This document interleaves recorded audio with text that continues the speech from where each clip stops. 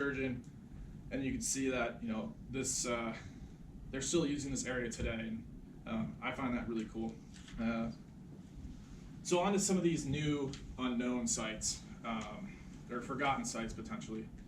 So we'll start in Blaisdell, just a little bit south of Buffalo here, and there's a number of articles talking about sturgeon being present here during the spawning period, fishers fishing for sturgeon in this time. The article on the bottom says that these two fishers, Harris and Odell, caught 32 sturgeon in 1 hour. That's pretty good. And then this article here on the right is just talking about a poaching operation that had been blown up by a game warden in the area at the time, and that they were setting gill nets, sturgeon gill nets between Stony Point and Woodlawn Beach here. So this is what the shoreline looks like today in this area. So those gill nets were set, between basically the top and the bottom of this map. Now I'd like to point out a few different areas that maybe sturgeon were using. Granted, there's probably more rock out there in these other spots that they could have been using, but three things that jumped out to me were Smoke Creek, Rush Creek, so sturgeon are typically thought of as tributary river spawners, and then Woodlawn Bar as well. This is a location that we know that other species use for spawning as well. So all right, we're gonna hop back in the truck, head a little bit down the road to Athol Springs. So this story's a little grim, but it talks about a drowning victim being discovered by a fisherman fishing for sturgeon during the spawning period. And this fisherman was tending his nets 3 miles off Athol Springs. And 3 miles off Athol Springs, we have a large reef called Seneca Shoal. Seneca Shoal is much larger than Woodlawn Bar, one of the larger ones in this area, and it's a popular destination for fishing today. And again, other species use this for spawning as well. All right, we're gonna keep going. So on to Angola, New York. So this is kind of, for me, what started like my whole interest in this. Is because I grew up fishing right there at Sturgeon Point, and I was like, I don't know, Sturgeon Point, there must have been a lot of sturgeon there. So that's kind of how I started this. So Angola is near and dear to my heart. So found some newspaper articles in the Angola Record in the early 1800s.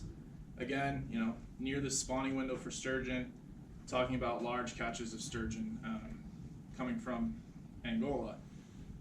These bottom two articles both are talking about, they were catching 100 sturgeon per day down here in the early 1800s. And but it's talking about this bay called Dibbles Bay, and having grown up fishing there, I've never heard of Dibbles Bay. My dad's never heard of it. My grandpa's never heard of it. I've talked to a lot of people, they've never heard of it. So where in the world is Dibbles Bay? Well, it's probably in Angola, but where? So luckily, we found this old map of Western New York showing property owners in the area. So if we, enhance on Angola, that's what it looks like. And if you enhance even more, you see record for Dibble property down there, just on the lake shore. So that's likely where Dibbles Bay was. For those of you who are familiar with the area, you'll know what's here, but for those of you who aren't, there is a world-class destination these days, Mickey Rat's Beach Club. So yeah, it's a good time there. So yeah, there's a number of spots in this area that jump out to us as well. Again, another tributary, Big Sister Creek, and then we have a number of kind of rocky outcroppings, one in particular being Evans Bar. And so yeah, that's what that area looks like. We're gonna go to Irving. So this is another spot where we knew sturgeon had spawned.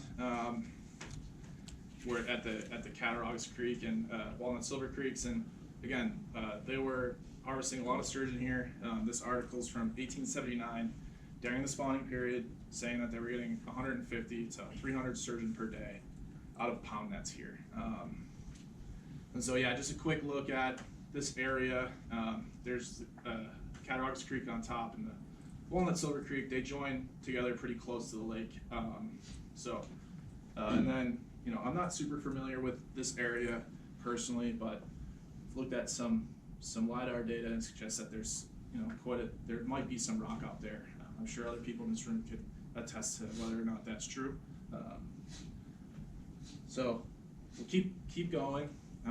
So it's a long ride. We're getting to Dunkirk. We got another stop to make after this.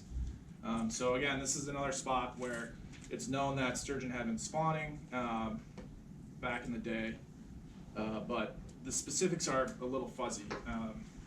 So again, a number of catch records there of commercial fishing vessels bringing in large catches, 42, 52, 69 sturgeon in one day.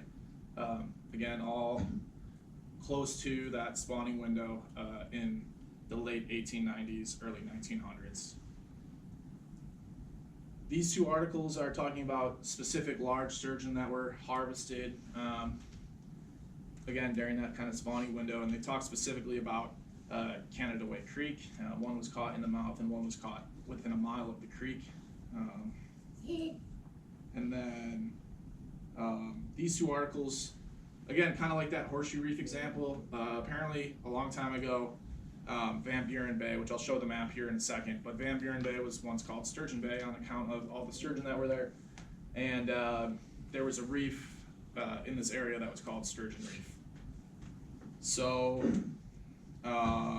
this is what this area looks like. You have Dunkirk here on the eastern part of the map.